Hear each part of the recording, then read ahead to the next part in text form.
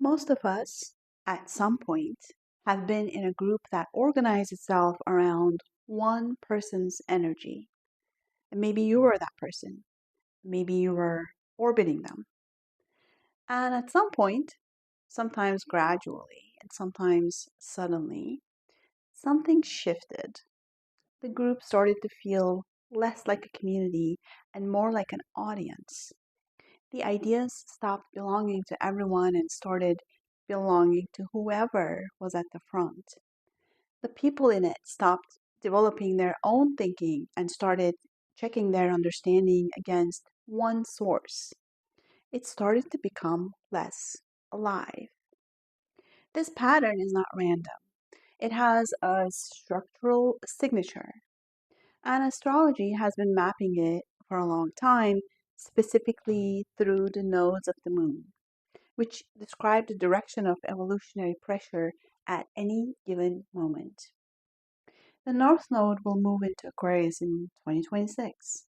And what it's describing, what the collective is being asked to move toward, and what it's being asked to move away from, is directly related to this pattern that most people in communities, relationships, and organizations have felt but couldn't name. The nodes of the moon move in a roughly 18-year cycle, always in retrograde motion through the zodiac. The North Node marks the direction of evolutionary growth, the territory the collective is being called toward, which tends to feel unfamiliar and slightly uncomfortable, requiring something that doesn't come automatically. The South Node marks the place of over reliance, the familiar pattern, the default setting, the thing that worked well enough for long enough that it became the path of least resistance.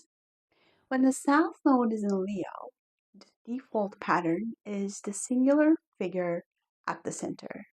Leo governs creative self expression, individual authority, the charismatic force that others naturally orient toward. In its healthy expression, it's creative power and authentic leadership. In its over reliance expression, which is what the South Node describes, it's the group that exists to amplify one person's vision, the community that measures its health by how the central figure is doing, the collective that has outsourced its own intelligence to whoever is standing at the front. This pattern is everywhere right now. The influencer with a following that functions as an audience rather than a community. The spiritual teacher whose students have stopped developing their own discernment because he is so compelling. The organization now is built on one founder's energy and has never developed an intelligence independent of that founding force. The movement that cannot survive the departure or discrediting of its central figure because the movement was never really about the ideas. It was about the person carrying them.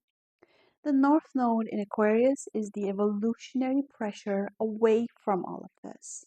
Aquarius governs collective intelligence, networks, the kind of knowing that emerges between people rather than from any single source. It governs the group that is smarter than any of its individual members, where the field between the participants generates something that nobody brought in alone. That's what the collective is being called toward. Not the erasure of individual intelligence, but the integration of it into something that now belongs to everyone.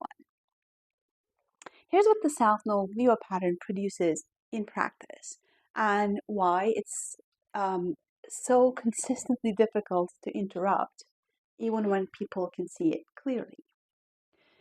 The first thing it produces is the gradual atrophying of individual discernment inside the group. When one person's intelligence is consistently the most compelling in the room, the other members of the group slowly stop exercising their own, not through laziness, but through specific structural logic of orbiting something brighter. Why develop your own sense of what's true when you can simply check it against the central figure? The atrophy is invisible while it's happening. It only becomes visible when the central figure is absent, wrong, or gone, and the group discovers it has no internal compass of its own. Another thing it produces is the conflation of the person with the work. In a Leo South Node structure, criticism of the ideas becomes indistinguishable from an attack on the person because the ideas are the person. They were never fully separated. This makes the collective brittle in a specific way. It cannot update its understanding without the central figure's permission or participation. The intelligence of the group is only as current as the central figure's last public statement, which means the group is always running slightly behind the field rather than inside it. The Leo South Node pattern shows up in intimate relationships with a specific signature. The relationship that organizes itself around one person's emotional reality, where one person's moods, needs, and inner weather become the climate that both people live in, where the other partner's role over time becomes the management and reflection of the central one, where mutuality, two people genuinely uh, present to each other, has been replaced by one person performing centrality and one person performing support. This isn't always conscious. It often develops slowly from an imbalance in who is more emotionally expressive or more clearly in need at the founding of the relationship. But the South Node Leo dynamic hardens it into a structure, and the partner who has been performing the supporting role will eventually feel uh, the North Node Aquarius pressure too, which is the pull toward having their own intelligence present in the relationship rather than the subordinated to someone else's. When that pressure arrives in a relationship, it tends to look like the supporting partner suddenly seeming less supportive, more opinionated, and less accommodating.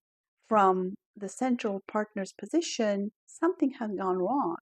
From the field's position, something has finally gone right. So, what happens to the central figure inside this dynamic? Being at the center of a group that primarily exists to reflect you back to yourself is not a neutral experience. It creates a kind of isolation. There's barely any reality testing.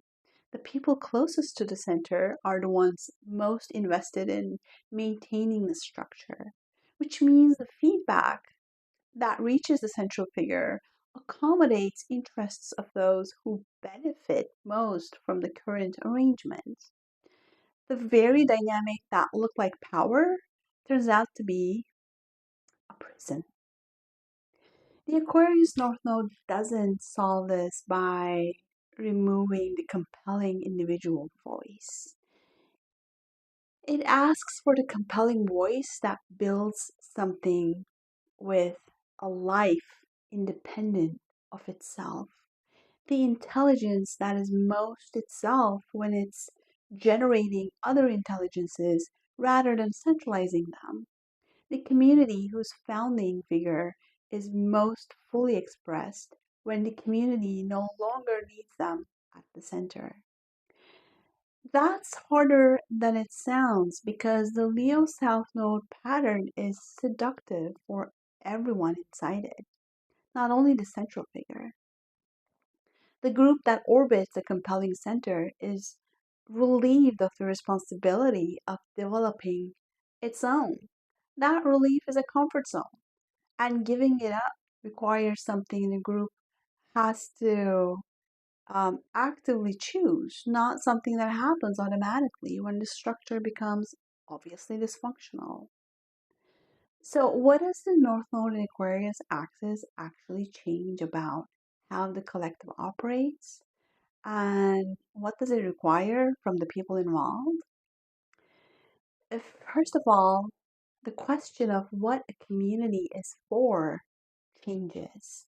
A Leo South Node community exists to amplify and reflect the central intelligence. An Aquarius North Node community exists to generate an intelligence that none of its members could produce alone. These are different projects. The first is built around a person, the second is built around a field. And the field, as we've established across this series, is the thing that actually stays alive over time because it doesn't depend on any single member's continued presence or performance. Secondly, the relationship between visibility and authority changes. In the Leo South Node pattern, visibility and authority are closely coupled. The most visible person carries the most authority, and authority is maintained partly through continued visibility. In the Aquarius North Node configuration, the most authoritative person in the room is often not the most visible one. It's the one whose intelligence has been most thoroughly integrated into the collective's own thinking, who has become, in a sense, invisible because their contribution is now such a part of the group, or how the group thinks, that it no longer needs to be attributed. That's a different kind of influence and a more durable one. Lastly, the Aquarius North Node asks specifically for work that builds something beyond itself, not a following, but a field, not an audience that depends on the next piece of content, but a community whose own intelligence is being developed through contact with the work. A following requires the central voice to keep producing. A field generates its own momentum. The North Node in Aquarius is asking for the second and marking the current period as the specific window in which the collective is most receptive to it. So, to sum up, the South Node in Leo has been the default. It's comfortable, it's seductive, and it consistently produces groups that are as fragile as a person at their center. The North Node in Aquarius asks that we build something that generates its own intelligence, that survives our absence, that truly belongs to everyone inside it. The collective is being called toward that. Now, whether it goes there is another question entirely. I'll see you next time.